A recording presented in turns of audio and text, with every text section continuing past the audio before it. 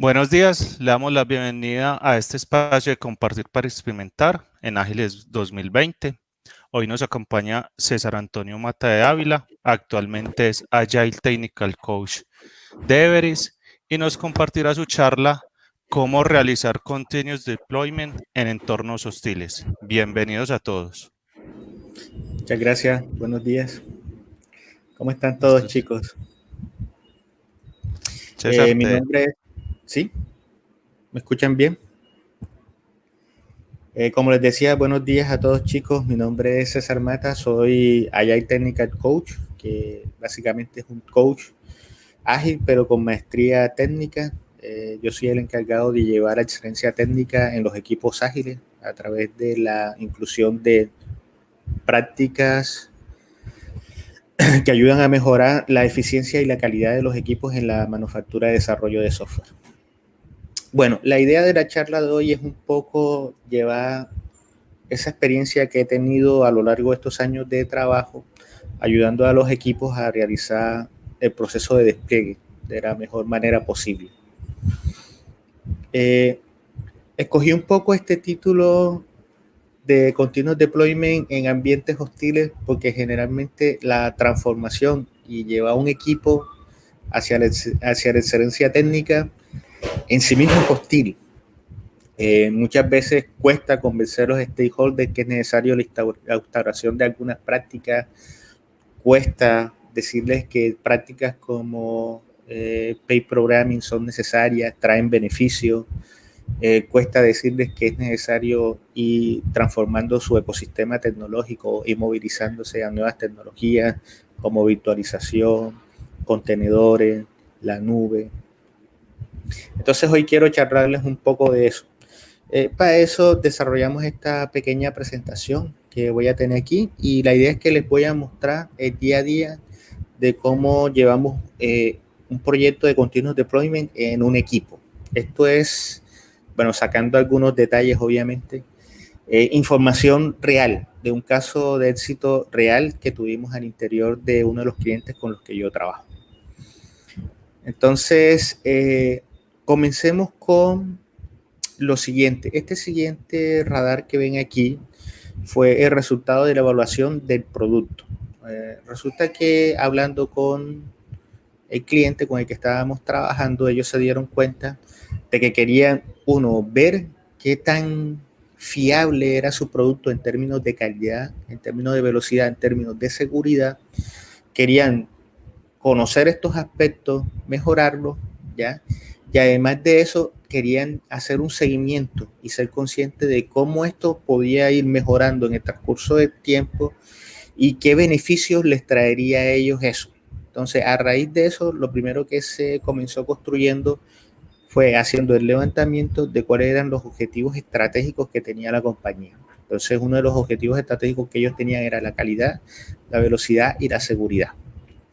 Luego, a partir de eso, nosotros creamos unos indicadores primarios de resultados, que son básicamente este radar que ven a la derecha, en donde cada uno de estos colores representa el objetivo estratégico que está enmarcado dentro de este indicador. Entonces, para la calidad, colocamos como un indicador la salud de la aplicación, que es un ranking que va de la A a la E y es conocido como el ranking de Scale.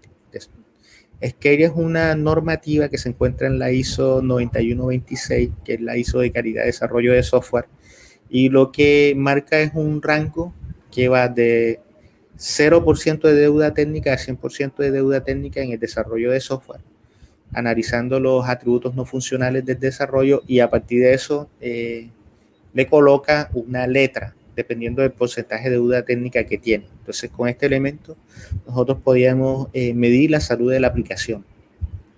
Otro elemento que comenzamos a medir fue la tasa de errores encontrados en la aplicación. Esta tasa de errores encontrados en la aplicación es al momento de que el desarrollo es desplegado y operado, o sea que son errores post-mortem.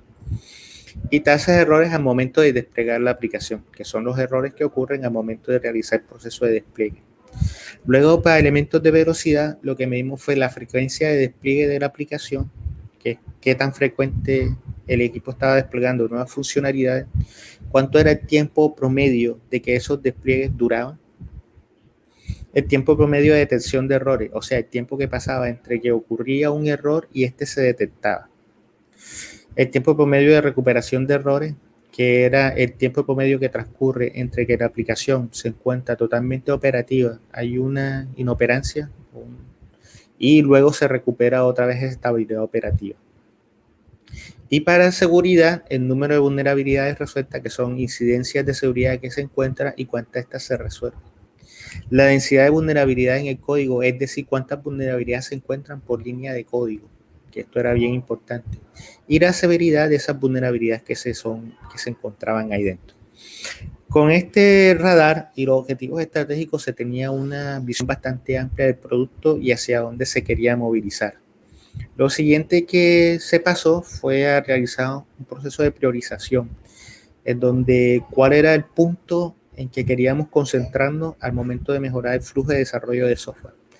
Uno de esos elementos en los que se decidió que debíamos concentrarnos era en la calidad, porque si notan, la calidad, la velocidad y la seguridad son atributos que son inversamente proporcionales. A medida que yo aumento la calidad de mi desarrollo, obviamente voy a ir afectando la velocidad con la que desarrollo, pero a su vez también a medida que aumente la seguridad, también disminuye la velocidad. Entonces, a raíz de esto decidimos realizar una priorización. Uno de los elementos que quisieron priorizar fue la calidad. ¿Por qué la calidad? Porque afectaba elementos clave. Uno, la salud de la aplicación, si bien estaba bien, lo que quería decir ahí es que había un 20% de deuda técnica al interior del código que se estaba desarrollando y que había que darle un doble clic y verlo con lupa. Lo otro es que el número de bugs que se estaban desplegando era bastante alto, de 18 bugs. Y de momento no existían métricas de la tasa de errores al momento de desplegar la aplicación. ¿Esto por qué pasaba? Porque el despliegue se realizaba en otra gerencia, que era la gerencia de operación. Entonces la compañía al interior se encontraba dividida en dos áreas. Las áreas de desarrollo de software que se encargaban de la manufactura y el área de delivery o liberación, perdón, el área de release o liberación, que era el área de operación que ellos se encargaban de la continuidad operativa, ¿ya? De que todo el desarrollo estuviera estable y estuviera continuamente operacional. Entonces, por eso no existía esta métrica y esto era un punto también importante a ver porque afectaba la frecuencia con la que se desplegaba. Bueno, luego que vimos sobre qué íbamos a concentrarnos, lo que hicimos fue un poco un doble clic. Hicimos un doble clic en evaluar la salud de la aplicación. Como les había dicho, la salud de la aplicación se mide con algo que se llama SCAPE, que es Software Quality Assessment Low Expectation o expectativa mínima de calidad sobre el software, que es un elemento que se encuentra constituido en la ISO. Tiene un ranking que va de la A a la E y también tiene una paleta de colores asociados, donde ya sabemos si algún componente, módulo de nuestra aplicación nos da en algún momento E, el rojo nos está advirtiendo que tenemos un gran peligro ahí. Y lo que está diciendo un poco es que tenemos una deuda técnica superior al 100%, que es básicamente bota ese código, incéndialo y hazlo de nuevo. Y A, donde lo que nos está diciendo que el desarrollo de software tiene una deuda mínima al 20%, ya que es una aplicación muy saludable. Esa deuda técnica se enmarca, como les había dicho, en algo que se llama la pirámide de la calidad de desarrollo de software. Esa pirámide de calidad de desarrollo, que la pueden ver aquí en el círculo que tiene el número 2, son los 7 atributos no funcionales del desarrollo de software y se mide en términos de qué tanto estás cumpliendo esos elementos, qué tan disponible es tu aplicación, qué tan portable es, qué tan mantenible es, qué tan segura es, qué tan eficiente es en términos de performance, qué tanta habilidad tiene de que se adapte o se cambie, o sea, el nivel de rigidez que tienen tus componentes y qué tan testeable es. Esa sería nuestra visión táctica. Entonces, la primera sería una visión estratégica, la segunda sería una visión táctica y la tercera sería una visión operativa, que son visiones que nos dan herramientas como SonarQube, que es una herramienta de análisis estático de software, que nos permite ya hacer el seguimiento a uno a los incidentes que se encuentran enmarcados en la pirámide no funcional. Bueno, hablando un poco ¿Cómo se mejora entonces la salud de la aplicación? Bueno, resulta que existe un marco de trabajo que es llamado Stream Programming.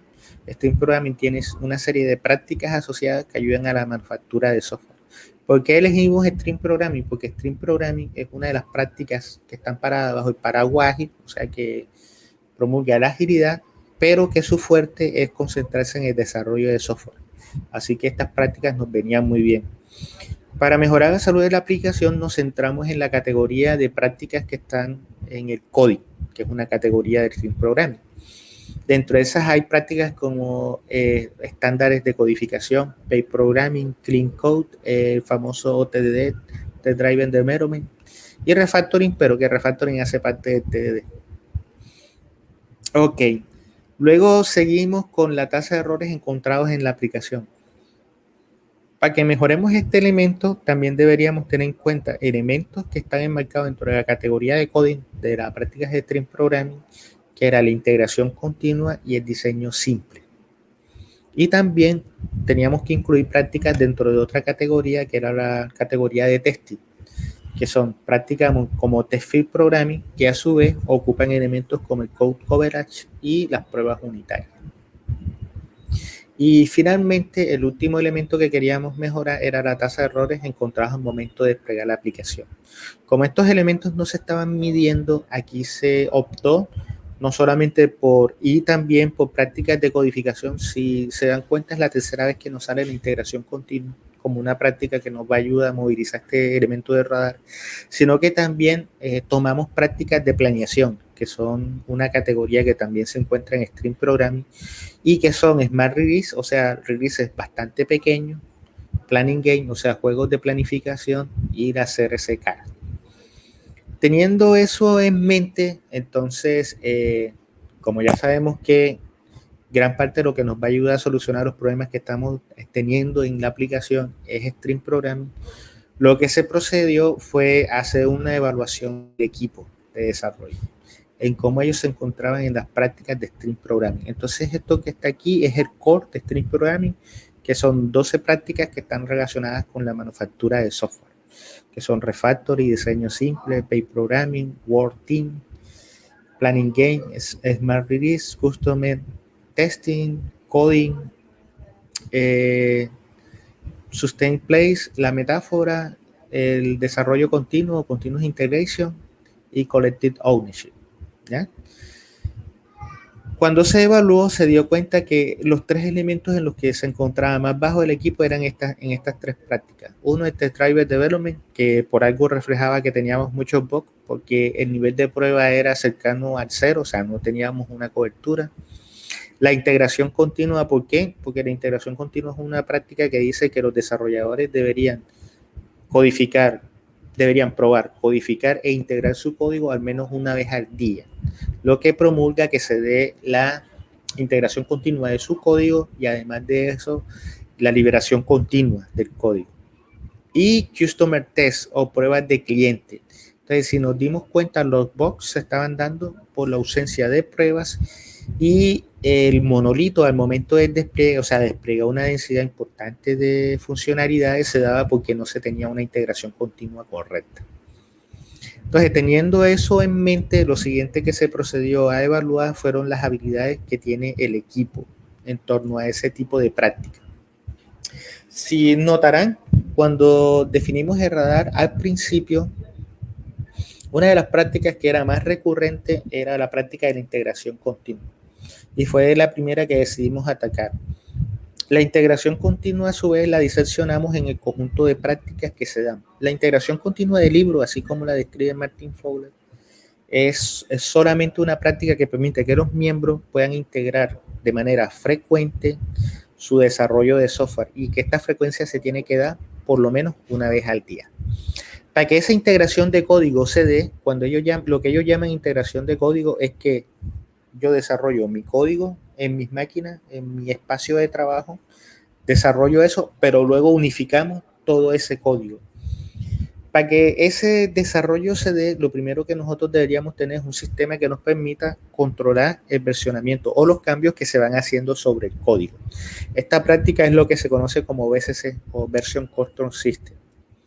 Lo siguiente que nosotros deberíamos hacer es que yo no puedo integrar un código a un repositorio si este código no está debidamente probado, si yo no he probado que las funcionalidades estén libres de bug.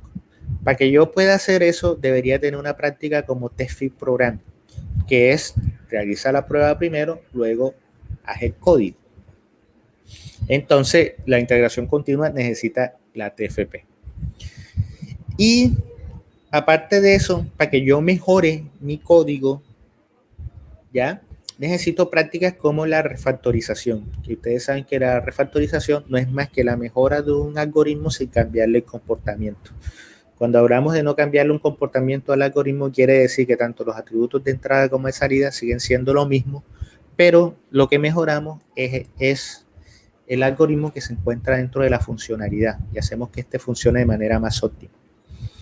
Cuando nosotros reunimos estas tres prácticas de control de versionamiento, de haz la prueba primero y de refactoriza, lo que nos da es el famoso TDD, el testing continuo, el Driven Test Development o desarrollo guiado a test.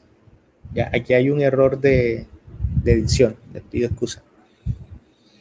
Y si además de eso nosotros aplicamos una nueva práctica como diseño simple, que lo que permite es que tengamos desarrollos más pequeños, ¿ya? ¿Por qué necesitamos desarrollos más pequeños? Porque recuerden que la integración continua nos dice que deberíamos desarrollar y probar nuestro código al menos una vez al día. ¿Qué quiere decir? Que tenemos que tener nuestra modularidad bastante pequeña, de modo que los desarrolladores puedan completar esta tarea en un día. Y a eso debemos agregarle la última práctica, que es Automatic Build o el build automático. ¿Por qué? Porque los desarrolladores no deberían estar construyendo códigos en su propia máquina, sino que esto se debería hacer en el repositorio donde se integra el código. Entonces, si nos dan cuenta, esto nos da algo que conocemos en la industria como el journey de la integración continua o el viaje hacia la integración continua. ¿Por qué se llama así? Porque se hace como un poco la metáfora entre una estación de metro o una línea de metro con las diferentes paradas que se tienen que hacer.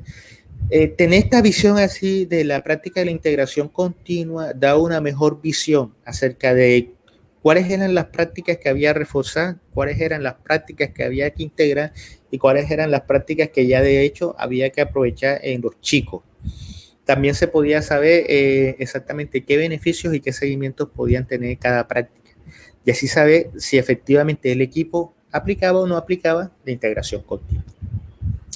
Lo siguiente que se procedió a hacer una vez que se tenía esta disección de la práctica fue obviamente, como les dije, ver qué tan bien estaban los equipos en esas prácticas.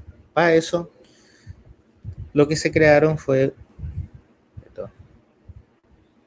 se crearon un conjunto de evaluaciones. Aquí podemos verlo. Entonces, por ejemplo, estas son las evaluaciones de cómo los chicos se encuentran en las prácticas de Version Control System. Obviamente, esta información está un poco reducida para efectos de la práctica, para efectos de la charla. En TFP, aquí están sus radares. Estos radares son a nivel de equipo, pero también se tienen individuales. Y ahora se los puedo mostrar. Diseño simple. Ok. Entonces, hablemos un poco de cómo se comenzaron a instaurar o activar estas prácticas al interior del equipo. Una vez que se tenía ya la información de qué se necesitaba en el producto, qué se necesitaba a nivel de habilidades, lo que se procedió a realizar fue un plan de mejora, seguimiento e implementación. ¿Para qué? Para que se lograra que la práctica de la integración continua se lograra a nivel del equipo. Si se dan cuenta, generalmente cuando nosotros hablamos de DevOps, tendemos a asociarlo con herramientas, pero DevOps tiene mucho más que herramientas, ¿ya? No solamente la integración continua se da con una herramienta, si notan, la integración continua a nivel de herramientas es una de las prácticas más sencillas que hay. Es solamente instaurar un repositorio de código fuente como Bitbucket, GitHub, GitLab y un servidor de integración continua como puede ser Jenkins y una herramienta de build automático como Maven, Glide, y con eso tendríamos lo que sería el elemento tecnológico. pero la instauración de las prácticas, el seguimiento y ver el comportamiento que debería tener el equipo es un reto un poco más grande. Entonces veamos cómo logramos este reto. Para esto diseñamos algo que se llama el viaje de habilidades del equipo o el Skill Journey. Entonces aquí tenemos el viaje de la integración continua, pero diseccionado en 4 elementos. Estos elementos que ven aquí son el grupo de habilidades y comportamientos que debería tener el equipo, que debería reflejar el rol, para que nosotros veamos que efectivamente se están cumpliendo cada una de las prácticas. Una herramienta habilitante o una herramienta que permitan que ellos puedan desarrollar su trabajo. Un proceso, porque obviamente al estar afectando la forma de cómo ellos venían trabajando anteriormente, se afecta su proceso de trabajo. Y hay una métrica. Esta métrica permite ver el avance de la práctica al interior del viaje. Entonces veamos un poco. ¿Qué habilidades eran necesarias para que nosotros aplicáramos una práctica como la de sistema de control de versionamiento? Aquí tenemos un nivel de madurez o una escala de madurez que desarrollamos con cada una de las competencias y comportamientos que se esperan del rol para que esa práctica. Por ejemplo, tenemos que en un rol como desarrollador, en un nivel de madurez de junior mínimo requiere 4 habilidades que son que debe tener un comportamiento, tiene que tener un conocimiento básico de qué es un sistema de versionamiento distribuido, debe conocer qué es un repositorio de código fuente, tiene que conocer elementos básicos que son como el commit, el push, el pull, el checkout, y debe conocer exactamente qué son las ramas. Luego, cuando este rol de desarrollador, cuando adquiere estas competencias, estas habilidades, y comienza a expresar el comportamiento, o sea, comienza a utilizar su sistema de control de versionamiento distribuido, comienza a utilizar su repositorio de código, implementa los comandos, utiliza las ramas, entonces él transita hacia otro estadio. Cuando él transita hacia otro estadio, debería desarrollar otras habilidades, pero si notan, no solo desarrolla las nuevas habilidades, sino que mejora o incrementa las que él ya tenía. Entonces pasa de estas 4 habilidades que se encontraban en un nivel básico, si ven que el color aquí es un azul más claro, a transitar hacia un nivel intermedio. Quiere decir que él tiene las 4 habilidades que tenía anteriormente más desarrolladas a un nivel intermedio y pasa a adquirir unas nuevas 5 habilidades, que sería conocer y aplicar el fork sobre el repositorio, entender conceptos básicos como que es brand per future o utilizar ramas de future. Comencé a gestionar los pull requests, o sea, hacer solicitudes de cambio sobre la rama en la que se pretende hacer la integración. Solucionar conflictos básicos de merge, aunque nosotros siempre instamos a que el equipo haga merge vía fast forward, pero en ocasiones no se puede y es entendible. La idea es que eso se minimice. Y aquí comienza a aplicar elementos claves como Git Flow. ¿Por qué escogimos Git Flow? Git Flow no es el único método que se utiliza para que se versione, pero en este caso era ideal porque Git Flow es un método de versionamiento bastante amistoso con el multientorno. Entonces era ideal para que nosotros construyéramos algo que se llama multi-branch pipeline. Entonces por eso escogimos Git Flow. Y una vez que él adquiere estas competencias, debería transicionar hacia un estadio de maestría o máster. Regálenme un segundo.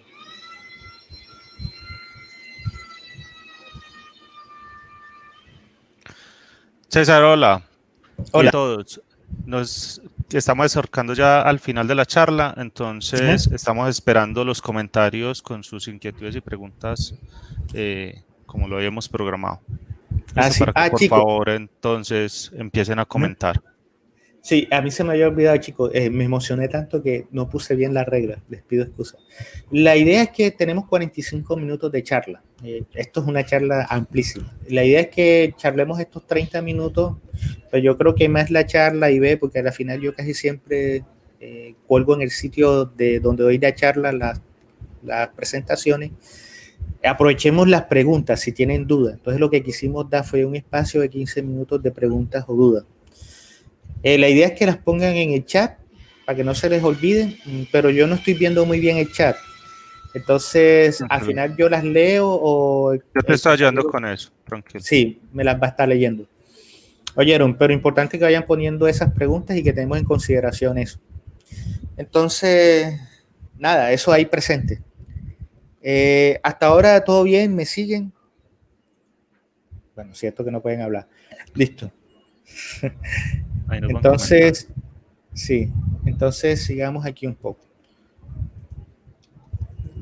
Ok, quiero mostrarles una cosa. Bueno, estas matrices de habilidades están por todas estas prácticas. Entonces aquí está la matriz de TFP, aquí está la matriz de refactoring. Ok. Junto con esto se colocaron herramientas. ¿Qué herramienta habilitante en nuestro caso utilizamos? Algo que se llama Bitbucket de Atlassian. ¿Por qué se utilizó Bitbucket? Fácil, porque en ese momento se tenía ya adquirida la suite de Atlassian, que era Bamboo, Confluent, Jira y por allí Bitbucket que daba una ventaja comercial, ya porque les descontaban los usuarios a la compañía. Esta suite de Atlassian es muy famosa, es muy conocida y es muy popular en las empresas grandes, en entornos enterprise, pero no quiere decir que sea la única. Recuerden que Git es un protocolo y existen innumerables servidores. Ya los más usados son los de GitHub y los de GitLab, que generalmente se usa on-premise. Ok. César, sí. Me parece importante este comentario que te están haciendo aquí, de que si puedes profundizar en la refactorización, que porque veo, según el orden en las pruebas de código, luego versionamos, pero ¿qué valor agregado en la refactorización? Ok, muy buena pregunta. Entonces, miren, ¿por qué la refactorización es importante? Si nosotros nos trasladamos un poquito atrás en el radar, tenemos una serie de bugs, ya que están enmarcados en dos elementos. En los bots que se están desplegando, que están dando a entender que el software tiene un comportamiento anómalo, pero también en el scale, que está en B. Quiere decir que ahí tenemos entre 30 y 40% de deuda técnica, que seguro está eso. Cuando nosotros comenzamos a mejorar nuestro código y si le damos un doble clic al código, vamos a notar que herramientas como Sonar nos dan algo que se llama Code Smell y Issues. Los issues generalmente son las incidencias que puede tener eso por ahí y que pueden haber potenciales bugs. ¿Cómo solucionamos nosotros los bugs? Entonces, acuérdense que para solucionar un bug, nosotros no es necesario que le cambiemos el comportamiento del algoritmo. Si nosotros le cambiamos el comportamiento del algoritmo, a una funcionalidad o un método, acuérdense que cuando nosotros cambiamos el comportamiento de una funcionalidad o un método, quiere decir que nosotros cambiamos su firma, o sea, los atributos de entrada y los atributos de salida. Cuando eso se hace, no es una refactorización, ya estamos recodificando, o sea, estamos rehaciendo esa funcionalidad. Pero lo que nosotros queremos es quitarle los potenciales bugs que tiene. Entonces nosotros realizamos una prueba, o sea, creamos un escenario sobre la funcionalidad que nos diga, eventualmente esta funcionalidad se debería comportar de esta forma y yo espero que se comporte de esta forma y luego intervengo el algoritmo dentro de la funcionalidad y lo mejoro. En ocasiones que me falta cerrar un try catch, que me falta cerrar esto, que tengo una variable fuera de entorno. ¿Qué forma tengo yo de intervenir ese código y asegurarme de que eventualmente siga funcionando de la misma forma? Con dos elementos. Uno, haciendo la prueba, los escenarios de prueba siempre. No se puede refactorizar sin prueba. Y dos, cuando yo voy a mejorar el comportamiento del algoritmo. Todo lo que me permite que yo haga mejoras en mi código sin cambiar comportamiento es lo que se conoce como refactorización. Y la refactorización es el corazón de la mejora continua en el desarrollo de software. Por eso es bien, súper bien importante. Es lo que nos permite también pagar la deuda técnica. Cuando le hagan análisis a su código y vean que le sale toda una serie de deuda técnica y que deberían colocarlas en un artefacto que se llama la pila de deuda técnica o el backlog de deuda técnica, y que deberían ahí tomar las historias como toman historias de backlog, Lo que permite que nosotros vayamos bajando, o sea, mitigando ese backlog de deuda técnica y pagándola, y además de eso, y escalando en el ranking de scale, o sea, subiendo la letra, es la refactorización. Entonces, la refactorización es una práctica que a su vez tiene una serie o un conjunto de patrones de refactorización. En algún momento podemos hacer una charla de eso.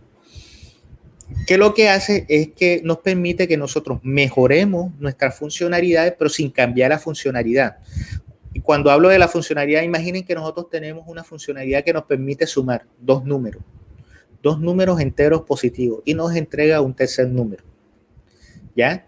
Si yo digo, ya, pero este algoritmo me está fallando aquí, porque la suma de estos dos números no me está dando números reales y yo no tengo construido el algoritmo para eso, ya. Entonces creo los escenarios de prueba para donde se están creando las fallas, intervenir con la funcionalidad, modifico el algoritmo para que tenga el comportamiento que yo espero, realizo el ciclo de prueba y eventualmente eliminé el bug que tenía.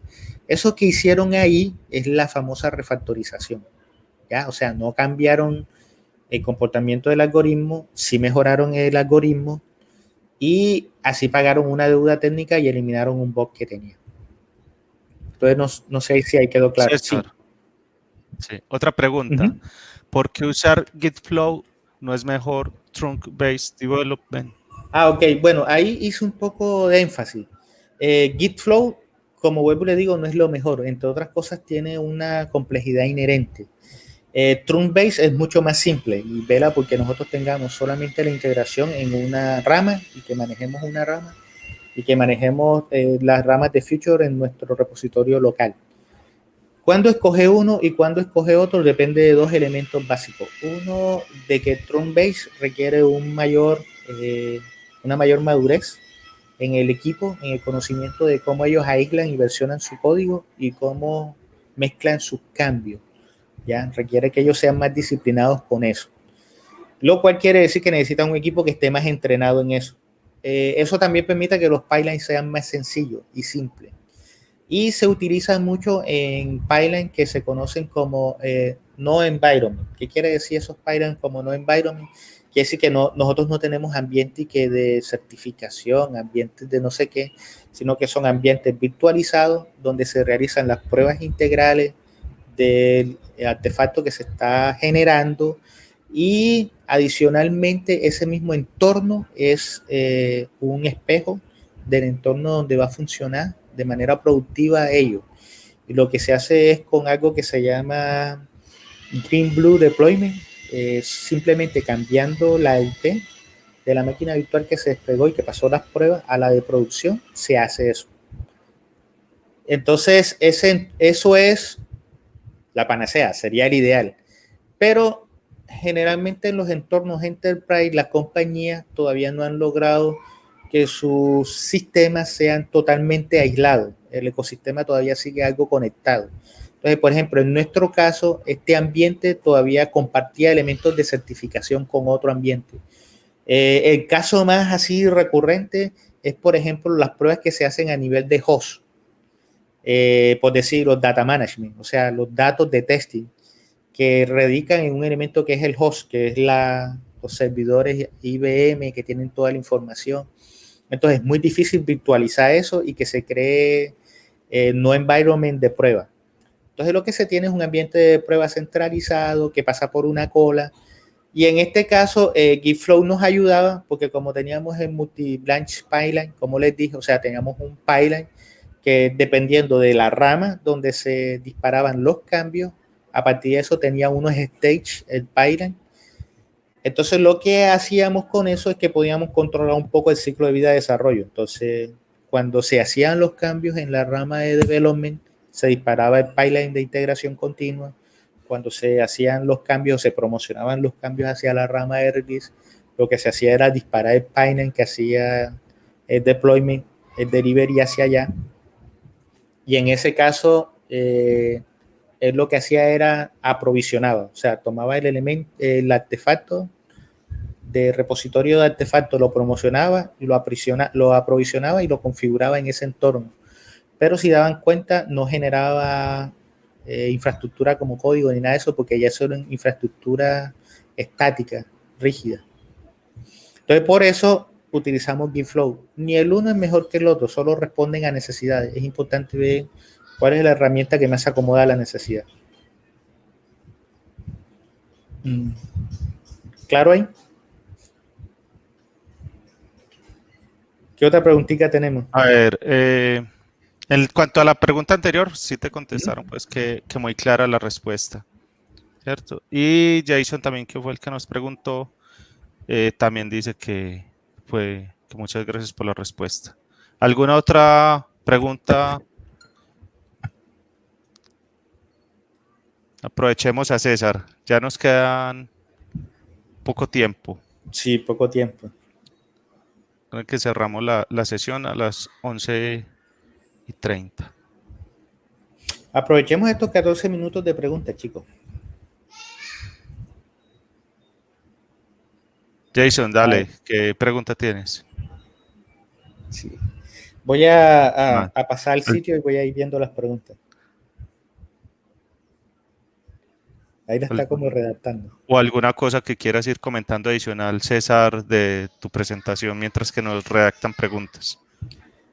Bueno, sí, si quieren, les quiero mostrar algo de la presentación que está. Aprovecha redes sociales también, donde te pueden contactar, donde te pueden seguir. Las puse acá en un código QR, pero al final de la presentación. Ahora se los muestro.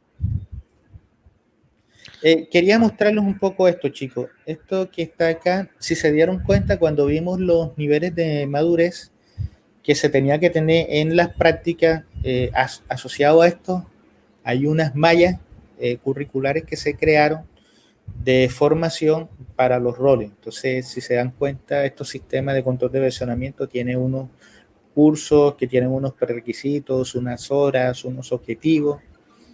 Y aparte de eso, se desarrollaron ciclos que son conocidos ciclos Kaizen o ciclos de mejora continua.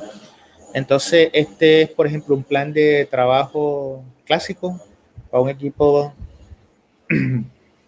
para que tengan un Kaizen de mejora continua. ¿En qué constituía estos Kaizen? Por ejemplo, ellos tenían una sesión de workshop que era de 8 horas inter-sprint, o sea, entre acaba un sprint y comienza el otro, se tenía el workshop. Ese workshop lo que teníamos era unos talleres y unas catas.